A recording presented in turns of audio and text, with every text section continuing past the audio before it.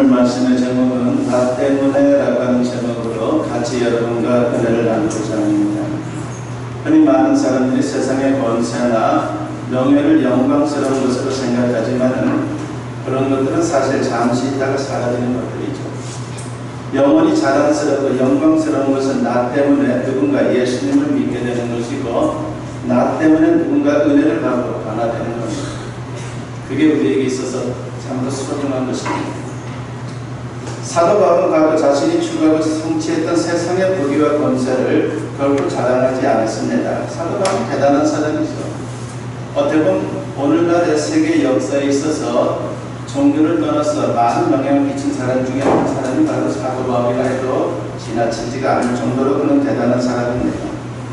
그는 많은 것들을 소유했던 그런 경력을 갖고 있습니다. 부귀도 있었고 그리고 권세를 갖고 있었지만 예수님을 만나고 나서 그것을 자랑하지 않았습니다. 오히려 그 모든 것들을 배설물로 여겼습니다. 그리고 이제 새로운 자랑거리를 찾았다라고 데살로니가전서 2장 19절에서 말씀을 합니다. 우리의 소망이나 기쁨이나 자랑의 열관이 무엇이냐? 그가 강림하실 때 우리 주 예수 앞에 너희가 아니냐라고 했습니다. 무슨 말입니까? 데살로니가 교회 성도들은 바울에게 전도를 받고 양육받은 사람들입니다. 말하자면 바울 때문에 예수님을 믿게 되었고 그리고 변화된 인생을 살아가는 사람들입니다. 그 사람들이 두고두고 천국에 가서도 자랑거리가 될 것이다 라고 그렇게 말하고 있는 겁니다. 너무나 기쁘다는 것이죠. 그래서 영원 구원을 위해 수고한 성도들을 다니엘서 12장 3절에서 이렇게 말합니다. 많은 사람을 옳은 대로 돌아오게 한 자는 별과 같이 영원토록 빛나게 하겠습니다. 나 때문에 많은 사람들이 하나님께 돌아온다면 나는 하늘의 별과 같은 존재가 된다는 것이죠. 한마디로 천국 스타가 되는 겁니다. 세상의 스타는 반짝하고 사라집니다. 그러나 천국 스타는 영원합니다. 그러므로 진정 그리스도인의 최고 영예는 나 때문에 많은 사람들이 하나님께 돌아오는 겁니다. 반대로 그리스도인에게 가장 큰 수치는 무엇입니까? 다른 사람들로부터 이런 소리를 듣는 것이 아닐까 생각해 봅니다. 나는 누구누구 때문에 예수 못 믿겠어. 나는 누구누구 때문에 시험에 들었어. 라고 하는 그런 말을 듣는 사람이 가장 부끄러운 인생을 사는 거죠. 여러분들 정광훈 씨 하면은 다 알 겁니다. 정광훈 씨, 우리가 그전에는 목사라고 부르쳤지만은 우리 기존 이제 이런 지난해 일들을 통해서 그분은 정상적인 목회자가 아니다라고 그렇게 결론을 내렸어요. 그래서 정광훈 씨, 좋게 말해서 정광훈 씨라고 그렇게 표현하죠. 그 사람을 보면 여러분은 어떻습니까? 예수 믿는 사람도 그 사람 보면 예수 믿고 싶은 마음이 싹 사라진다고 말할 정도였어요. 예수님을 알지 못하는 사람은 그 사람 때문에 더욱더 교회에 나가려고 하는 그런 마음을 다 접어버렸습니다. 예수님을 영접하고자 하는 그런 마음을 다 접어버렸습니다. 바로 그런 인생을 사는 것이 가장 부끄러운 인생인 것이고 그리고 수치스러운 인생인 것입니다. 구약 성경을 보게 되면 우리가 요나라고 하는 인물에 대해서 얼마나 많이 들었습니까? 그는 선지자로 하나님으로부터 니느웨로 가서 하나님의 말씀을 증거하라고 하는 사명을 받았습니다. 그런데 그게 싫어서 불순종하고 다시스로 도망을 갑니다. 배를 타고 한참 가는데 강풍이 붑니다. 그 강풍으로 인해서 배가 파손 지경에 되었습니다. 요나 때문에 하나님께서 그렇게 하신 것이죠. 배에 타고 있던 사람들이 그 사실을 알고 하나님을 두려워하며 기도합니다. 요나서 1장 14절에 보니까 무리가 여호와께 부르짖어 이르되 여호와여 구하고 구하오니 이 사람의 생명 때문에 우리를 멸망시키지 마옵소서라고 했습니다. 요나 때문에 자기들이 죽게 되었다는 겁니다. 사람들을 구원해야 할 선지자가 오히려 사람들을 죽이는 꼴이 되었으니 얼마나 기가 막힌 일입니까? 이러한 일이 옛날뿐만이 아니라 지금도 얼마든지 일어나고 있습니다. 어느 목사님 부부가 여집사님 가정에 신방을 가게 되었습니다. 그런데 약속이 잘못되어서 그러니까 이 여자 집사님이 신방하는 그 날짜와 시간을 깜빡 잊어버린 거죠. 그 시간에 목사님 네 분이 갔는데 집사님은 외출 중이었고 아직 교회에 나오지 않는 며느리만 집에 있었습니다. 난감했지만 전도할 기회다 싶어서 양해를 구하고 집에 들어가서 예배를 드렸습니다. 너희는 마지못해 찬송을 따라 부르고 말씀도 들었습니다. 예배 후에 대화를 나누다가 목사님이 넌지시 권유를 했습니다.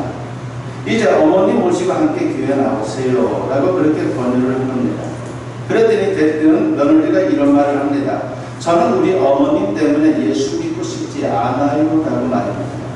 그러니까 그 어머니 하는 걸 보니까는 교회 나가고 싶은 마음도 없고 예수님을 믿고 싶은 그런 마음도 싹 사라졌다는 것이죠. 당돌하다고 느꼈지만 한편으로는 평소 좋은 성도, 좋은 집사님이라고 생각했던 그 시어머니가 가정에서 어떻게 처신했기에 저러나 싶은 생각이 들어서 너무나도 당황스러웠습니다. 다행히 나중에 두 사람 관계가 좋아지고 며느리도 교회 나와서 예수님을 믿게 되었지만 우리에게 도전이 되는 이야기가 아닐 수가 없습니다. 그렇습니다. 나 때문에 다른 사람이 시험을 당하고 실족하게 되면요, 그건 정말 큰 수치이며 그리고 죄악이 아닐 수가 없습니다. 그래서 예수님께서 뭐라고 말씀하셨습니까? 마태복음 18장 6절에 보면 누구든지 나를 믿는 이 작은 자 중 하나를 실족하게 하면 차라리 연자 맷돌이 그 목에 달려서 깊은 바다에 빠뜨려지는 것이 나으니라고 했습니다. 남을 실족시키는 것은 큰 맷돌을 달아 물속에 빠뜨리는 것보다 더 무서운 것이다라고 하는 말씀입니다. 우리는 어떻습니까? 나 때문에 다른 사람의 은혜를 받고 주님께 돌아오는 그런 일들이 있습니까? 아니면 나 때문에 다른 사람의 시험을 받고 주님으로부터 멀어지는 그런 일을 행하고 있지는 않습니까? 오늘 본문에 보면요, 한 사람 때문에 많은 사람들이 은혜를 받고 주님께 돌아온 사건이 기록되어 있죠. 그 한 사람이 바로 우리가 잘 아는 나사로입니다. 죽은 자, 죽었다가 살아난 바로 그 나사로 때문에 많은 사람들이 주님께로 돌아왔다라고 하는 그런 말씀을 오늘 주고 있죠. 본문 11절을 보게 되면요, 나사로 때문에라고 분명히 말씀을 합니다. 아무쪼록 우리도 뭐뭐 때문에 내가 예수 믿게 됐다, 뭐뭐 때문에 내가 은혜 받았다, 이런 말을 들을 수 있는 하나님의 사람들이 되었으면 합니다. 그래서 부끄러운 그리스도인이 아니라 영광스러운 그리스도인이 되시기를 축원합니다. 그렇다면 본문에 나오는 나사로는 어떤 사람입니까? 그는 죽었다가 예수님의 능력으로 다시 살아난 사람입니다. 그런 점에서 그는 예수님이 전능하신 하나님의 아들이라고 하는 사실에 대한 명백한 증거, 다시 말하면 살아있는 간증입니다. 예수님께서 죽은 나사로를 살린 사건은 본문 바로 앞장 11장에 기록되어 있습니다. 이 사건은 복음서에 기록된 예수님의 많은 이적들 중에 최고의 기적이라 말할 수가 있는 것이죠. 나사로를 살린 사건은 죽은 지 나흘이 지난 후에 일어난 사건입니다. 그러니까 사람이 죽은 지 4일이 지난 다음에 살아났으니까 그걸 잠자다가 일어났다라고 말하기는 좀 그렇죠.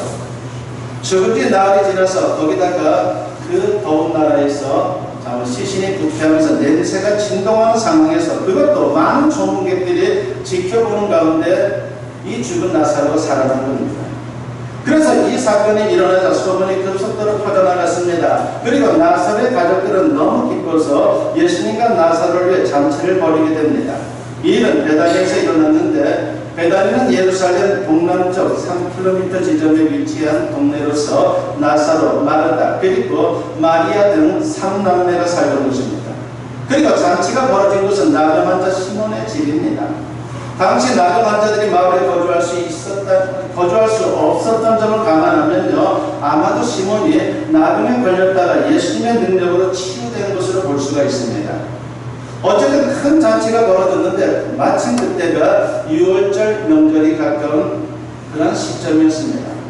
그러다 보니까는 예루살렘으로 가는 순례객들이 많았던 것이죠. 그리고 그 순례객들이 그러한 사실을 알고서 이제 몰려든 겁니다. 정말 나사로가 살아났나 확인하고 싶었던 거죠. 본문 9절 말씀을 보니까 뭐라 그럽니까? 유대인의 큰 무리가 예수께서 여기 계신 줄을 알고 오니 이는 예수만 보기 위함이 아니요 죽은 자 가운데서 살리신 나사로도 보려 함이라고 했습니다. 죽었다가 살아난 나사로는 사람들에게 호기심의 대상이었습니다. 그래서 많은 사람들이 나사로도 보고 그를 살린 예수님도 보기에 구름대처럼 몰려들었습니다. 그 어떤 결과가 생겼습니까? 본문 11절 말씀을 보면 나사로 때문에 많은 유대인이 가서 예수를 믿음이로라 했습니다. 나사로 때문에 예수님을 믿는 사람들이 많아졌다는 것이죠. 얼마나 대단했는지 요한복음 12장 19절에서 그 사실을 우리는 알 수 있습니다. 바리새인들이 서로 말하되 볼지어다 너희 하는 일이 쓸데없다. 보라 온 세상에 그를 따르는도다 하니라고 했습니다. 예수님을 반대하는 바리새인들이 위기감을 느끼면서 한 말이에요. 세상 사람들이 다 예수님을 믿게 되었다고 느낄 정도에서 우리 큰일 났다는 겁니다. 정말 나사로는 예수님이 하나님의 아들이심을 증거하는 하나의 물증으로 살아있는 간증입니다. 물론 나사로가 증거하지 않아도 예수님은 본래부터 하나님의 아들 구세주이십니다. 그러나 무지하고 완악한 인간들이 예수님을 몰라도 심지어 대처까지 했습니다. 그러므로 우리가 예수님을 믿는 것도 중요하지만 더 나아가 세상 사람들을 위해 예수님을 증거해야 하는 것입니다. 나사로처럼 우리도 살아있는 간증이 되어야 합니다. 그게 바로 그리스도인의 가장 귀한 사명이요 그 사명을 잘 감당하는 것이 우리의 자랑인 것이며 그리고 우리의 영광이 될 것입니다. 그러면 우리가 어떻게 해야 나사로처럼 살아있는 간증이 될 수 있습니까? 그것은 나의 삶 속에 예수님의 능력과 예수님의 인격이 나타나면 되는 거예요. 그럴 때 세상 사람들이 예수님을 알게 되는 겁니다. 저처럼 예수님의 능력을 나타내는 삶을 우리는 살아야 합니다. 그래서 우리가 예수님의 능력을 세상 사람들에게 보여주어야 되는 것이죠. 예수님께서 죽은 나사로를 살리기 전에 무슨 말씀을 하셨습니까? 요한복음 11장 25절과 26절에 보면 예수께서 이르시되 나는 부활이요 생명이니 나를 믿는 자는 죽어도 살겠고 무릇 살아서 나를 믿는 자는 영원히 죽지 아니하리니 이것을 네가 믿느냐라고 했습니다. 예수님은 당신을 가리켜 죽은 자를 살리는 부활의 주님, 생명의 주님이다라고 증거를 합니다. 이제 그를 믿는 자는 죽어도 천국에 들어가서 영원히 살게 될 것이고 살아서 믿으면 육신의 죽음은 천국에 들어가는 관문일 뿐 죽고 끝나는 게 아니다라고 말씀을 하셨습니다. 그리고 보란듯이 나사로를 살리셨습니다. 우리가 고난과 시련을 당할 때면 때때로 의기소침해집니다. 하지만 성경에 나오는 인물들 중에 항상 형통함으로 주님의 영광을 나타낸 사람들이 있습니까? 없어요. 고난이 없는 인생은 아무도 없었습니다. 그러나 고난은 우리에게 아주 중요한 걸 알게 해주는 거죠. 하나님의 능력을 체험하는 통로가 되는 겁니다. 고난 가운데 하나님을 만나고 고난 가운데 하나님의 능력을 체험한 사람들이 하나님의 영광을 나타내는 놀라운 역사를 만들었다는 겁니다. 다니엘이 그랬고 요셉이 그랬고 모세가 그랬습니다. 우리 하나님은 항상 위대하고 항상 영광스러운 분입니다. 그런데 평생은 잘 모릅니다. 고난의 때에 비로소 하나님을 만나고 그 위대하심을 체험할 수가 있는 것입니다. 그런데 중요한 사실이 있습니다. 모든 인생에 고난이 있지만 고난의 의미는 사람들마다 다르게 나타날 수 있다는 것이죠. 어떤 사람에게는 고난이 고생만 실컷 하다 마는 것이지만은 어떤 사람에게는 고생을 하지만 더욱 성숙해지고 발전하는 밑거름이 되는 것입니다. 말하자면 소모적인 고난이 있는가 하면 생산적인 고난이 있습니다. 우리의 생각에 따라서 달라지는 겁니다. 우리의 믿음에 따라서 달라지는 거예요. 그런 뜻에서 고대 신학자 어거스틴이 이런 말을 했습니다. 고통은 동일하나 고통당하는 사람은 동일하지 않다라고 말합니다.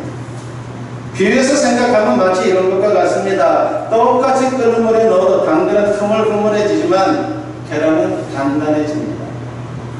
이와 마찬가지로 똑같은 고난을 당해도 어떤 사람은 고난에 짓눌려 주지 않지만 어떤 사람은 더욱 견고히 세워집니다. 그렇다면 무엇이 중요합니까? 어차피 고난을 피할 수 없다면 어떻게 고난을 선호할 것인지 우리가 생각해야 하는 거예요. 어차피 고난을 피할 수 없다면 고난을 선호할 수 있는 것, 그게 과연 무엇입니까? 고난이 닥쳐올 때 멍청하게 당하지 말고 긍정적으로 고난에 대처하면요 얼마든지 우리 인생의 플러스 요인이 될 수 있는 거예요. 믿음으로 맞닥뜨리는 겁니다. 주님이 함께 하시기에 고난은 고난으로 끝나지 않는다라고 하는 믿음으로 고난을 맞닥뜨리는 겁니다.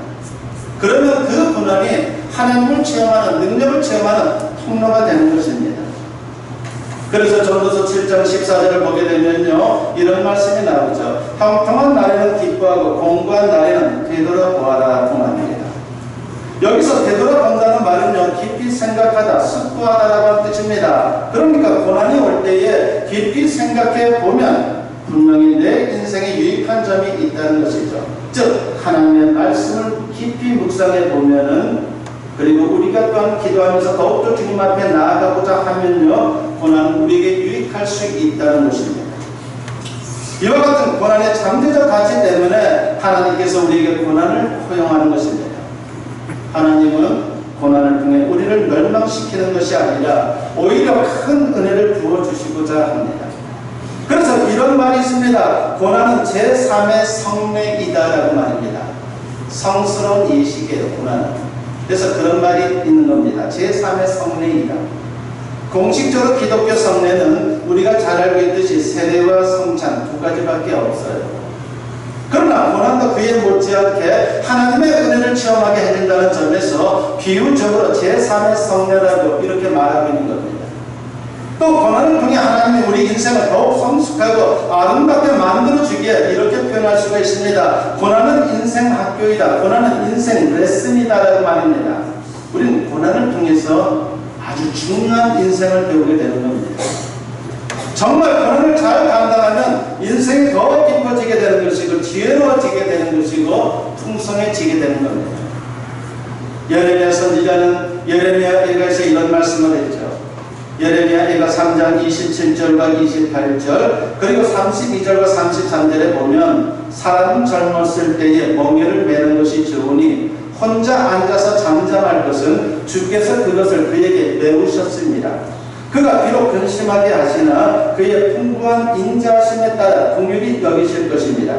주께서 인생으로 고생하게 하시며 근심하게 하시면 본심이 아니시로다라고 했습니다.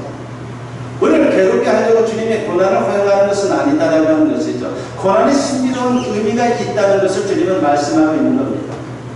우리 인생이 고난을 겪는 게 하나님의 본심은 아니지만 고난 속에 잠재된 가치 때문에 우리에게 고난을 주신다는 것을 성경은 말씀하고 있습니다. 그러므로 인생의 순간순간 파도처럼 다가오는 고난을 적극적으로 능동적으로 대처할 수 있는 하나님의 사람들이 되어야 합니다.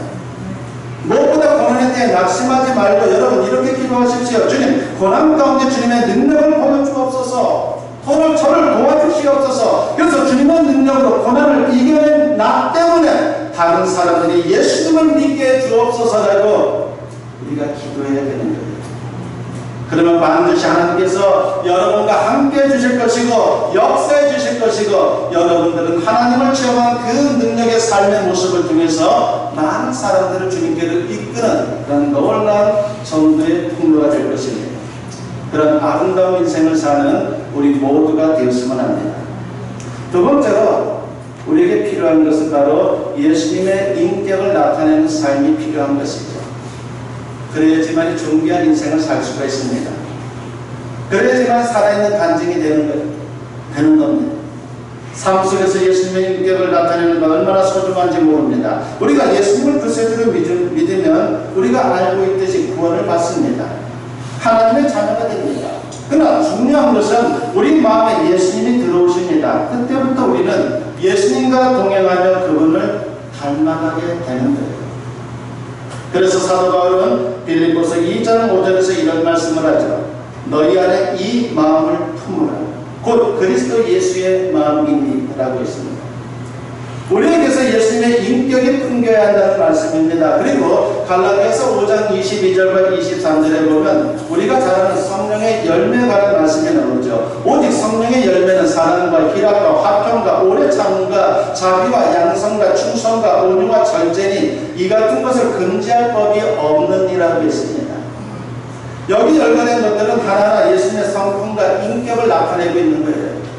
사랑의 열매는 미워할 수밖에 없는 상황에서 예수님처럼 사랑하는 겁니다. 희락의 열매는 슬퍼하고 좌절할 수밖에 없는 상황에서 예수님처럼 기뻐하는 것입니다. 화평의 열매는 불안해할 수밖에 없는 상황에서 예수님처럼 평안해지는 것입니다. 오래 참음의 열매는 조급하고 힘든 상황에서 예수님처럼 잠잠히 인내하는 것입니다. 이런 식으로 성령의 열매를 맺으면 우리 주변 사람들이 우리의 모습을 보면서 예수님을 만나게 되고 예수님을 보게 될 것입니다. 그러므로 이런 삶을 사는 것은 엄청난 기적을 보여주는 것 못지않게 아주 중요한 일인 것이죠. 스웨덴의 장애인 가수 레난 마리아라고 하는 분이 있습니다. 이분은 가스펠 가수이면서 장애인 수영 국가대표 선수입니다. 그리고 88년 서울 장애인 올림픽에도 참가를 했죠. 그 후에도 우리나라에 와서 몇 차례 콘서트를 연 적도 있습니다. 그녀는 태어날 때부터 양팔이었고 한쪽 다리가 짧습니다. 양팔이 없는 거예요. 선천적으로. 또 한쪽 다리는 짧습니다. 예수님의 능력으로 양팔이 생기고 한쪽 다리가 길어지면 얼마나 좋겠습니까? 그런 기대를 우리가 해보게 되는 거죠. 그러나 그런 기적은 일어나지 않았습니다. 여전히 그 모습 그대로입니다. 그러나 예수님을 모신 그의 마음, 그의 인격은 예수님처럼 변화되었습니다. 정상인들보다도 더 구김살 없이 지내는 그녀의 모습에 많은 사람들이 도전을 받았습니다. 항상 기뻐하며 해맑은 미소를 보여줍니다. 그런 심령에서 나오는 목소리를 가지고 하나님을 찬양했습니다. 그래서 그를 가리켜서 사람들은 천상의 목소리를 가진 사람이다라고 칭송을 했습니다. 한 번은 이분이 공연을 앞두고 TV에 출연한 적이 있습니다. 그리고 기자로부터 이런 질문을 받았습니다. 레나, 당신은 왜 그렇게 밝습니까? 너무나 밝은 거예요, 얼굴이. 장애인임에도 불구하고. 아주 장애인이라도 얼마나 극한의 장애인입니까? 양팔이 다 없고 한쪽 다리는 짧고 정상적인 생활을 할 수 없는 그런 조건을 가진 여인인데 너무나도 밝은 표정을 갖고 사는 그녀의 모습에 기자는 놀란 것이죠. 그러자 그녀는 머뭇거림 없이 이렇게 대답을 했습니다. 예수님께서 저와 함께 하기 때문입니다. 예수님은 내 삶을 움직이며 내가 필요한 것을 채우시며 또 내 곁에서 위로해 주시고 새 힘을 주십니다. 라고 그렇게 고백을 했습니다. 여러분 어떻게 생각합니까? 놀라운 인격의 변화, 이것도 기적이에요. 많은 사람들에게 도전을 주고 은혜를 끼치는 겁니다. 하나님은 때때로 이런 방식으로 당신의 영광을 나타내십니다. 그러므로 우리 중에 그 누구도 형편이나 조건 때문에 예수님의 능력이나 인격을 나타낼 수 없는 사람은 아무도 없어요. 있는 곳에서 예수님을 모시고 살면요 얼마든지 예수님을 증거하는 살아있는 간증이 될 수 있습니다. 우리 모두 그렇게 되기를 축원합니다. 예수님을 믿는 것은 영원한 생사의 갈림길에서 구원받는 것입니다. 그리고 복음을 증거하는 것은 그 갈림길에서 사람들을 구원하는 귀중한 일입니다. 유명한 연예인들이 젊은 나이에 자살하는 일들을 우리가 자주 겪습니다. 너무나 젊은 나이에 자살을 합니다. 아무리 괴롭다 할지라도 하나님 주신 생명을 스스로 끊는 자살은 정당화될 수가 없습니다. 그런데 그분들 중에는 많은 분들이 교회를 다니던 분들입니다.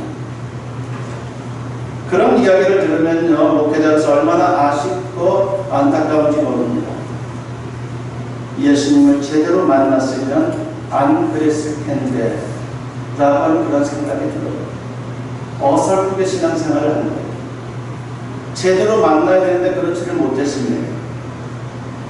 우리 주변에는 겉은 번듯한데 우울증으로 시달리는 사람들, 이런저런 인생고에 시달리는 사람들, 사망의 어둠을 향해 달려가는 사람들이 얼마나 많은지 모릅니다. 우리나라 우울증 환자는 인구의 7.5%라고 합니다. 한 375만 명 정도 되는 것으로 그렇게 밝혀졌죠. 또 10명 중에 1명이 자살 충동을 자주 느끼고 OECD 국가 중에 자살률이 최고라고 하는 통계도 있습니다. 이런 가운데 먼저 믿는 우리 그리스도인들의 책임이 너무나도 크다라고 하는 생각을 해봅니다. 나 때문에 예수님을 만나 생명으로 나아가도록 그들을 도와주어야 합니다. 이 가을에 나 때문에 예수님을 만나는 사람들이 많이 나오기를 소원합니다. 아무쪼록 오늘 말씀을 마음에 새기며 나사로처럼 살아있는 간증이 되어 나 때문에 많은 사람들이 예수님께로 돌아오는 역사가 넘칠 수 있기를 주님의 이름으로 간절히 축원합니다. 오늘 말씀을